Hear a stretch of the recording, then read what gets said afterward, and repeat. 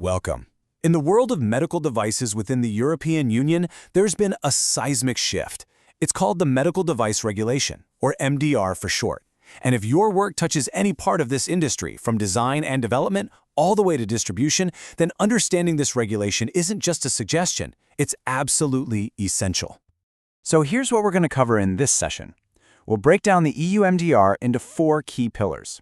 First, we'll look at the why, the new regulatory framework itself. Then we'll define the what, which is all about the scope and classification of devices. From there, we'll get into the who, covering the specific obligations for everyone in the supply chain. And finally, we'll tie it all together with the how, the systems for traceability that follow a device from factory to patient. Okay, let's start with the big picture. Why was this new regulation even necessary? What problems was it actually designed to solve? Now let's be crystal clear. The MDR wasn't just a minor update. It was a complete overhaul of the old system. It had 2 core goals. First, to seriously beef up clinical safety for patients. And second, to create a fair, transparent market for all manufacturers.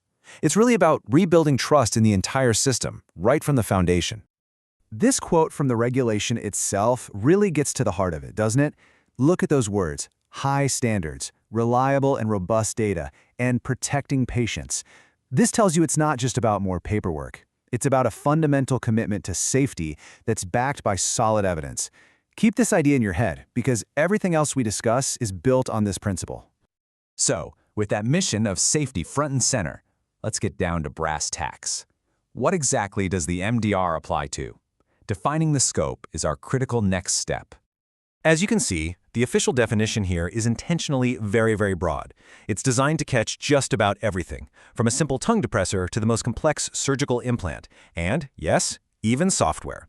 The key phrase is that it's intended for a specific medical purpose.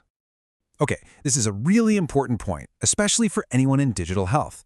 The MDR makes it 100% clear that standalone software, if it has a medical purpose, is a medical device. So that diagnostic app on a smartphone, it's now regulated with the same level of seriousness as a physical piece of surgical equipment. This was a massive change for software developers entering the healthcare field. This table is a great way to visualize where the line is. On the left, you've got things that are clearly in, but it's just as important to know what's out, which you see on the right. So things like cosmetics, food products, and human transplants, they fall under different rules. And make a special note of in vitro diagnostics. They have their own separate but just as detailed regulation called the IVDR. Once we confirm a product is a medical device, it gets sorted into one of 4 risk classes. The concept is simple. The higher the potential risk to a patient, the higher the classification. A Class 1 device might be something like a wheelchair. A Class 3 device, on the other hand, is the highest risk category. Think pacemakers or artificial heart valves. This classification basically dictates the entire regulatory journey for that product.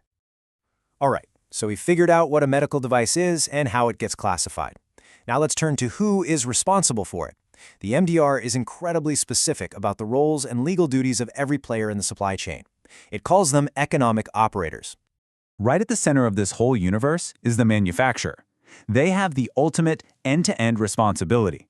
We're talking about everything from the initial design concept and clinical studies to the quality of manufacturing and even monitoring how the device performs long after it's on the market. Now, for any manufacturer located outside the European Union, this next role is an absolute must. They have to appoint an authorized representative within the EU. And this isn't just a mail forwarding service. This representative is the manufacturer's legal stand-in, the go-to contact for regulators, and critically, they share the legal liability if a device turns out to be defective. Think of the importer as the first checkpoint at the EU's border. They're the ones who physically place a device from a non-EU country onto the market. And because of that, they have a legal obligation to perform checks. They have to verify that the device has the correct CE marking, that the labeling is compliant, and that the non-EU manufacturer actually has an authorized representative. Under the MDR, distributors are no longer just passive links in the chain. They have active legal duties. They have to act with what's called due care, which means they also need to verify compliance. And, just as importantly, they must be ready to cooperate fully in traceability efforts, like helping with a recall or tracking down a specific batch if an issue ever comes up. So for our final section, let's connect all these dots: the device, the risk class, and all the different operators. We'll look at the systems the MDR created to guarantee transparency and traceability throughout a device's entire life, from the production line all the way to the patient.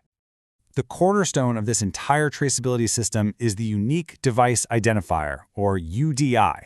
The easiest way to think about it is like a unique fingerprint for every single device model out there. This simple code is the key that unlocks foolproof traceability, which makes everything from product recalls to safety reporting so much faster and more accurate. So where does all this UDI data go? It goes into UDIMAT, the European database on medical devices. You can think of this as the central nervous system for the whole framework. It's a massive IT system that registers all the devices, the companies, the clinical studies, and the safety reports. And a huge part of it is public, which brings a level of transparency to this industry that we've never seen before. But traceability doesn't stop once a device is sold. Under the MDR, manufacturers have a mandatory duty called post-market surveillance, or PMS. This means they can't just sit and wait for problems to be reported. They must have systems in place to proactively collect and analyze real-world data about their device's performance, constantly scanning for any potential safety signals. When you put these three elements together, you can see how they create this powerful, virtuous circle. The UDI gives us precise tracking.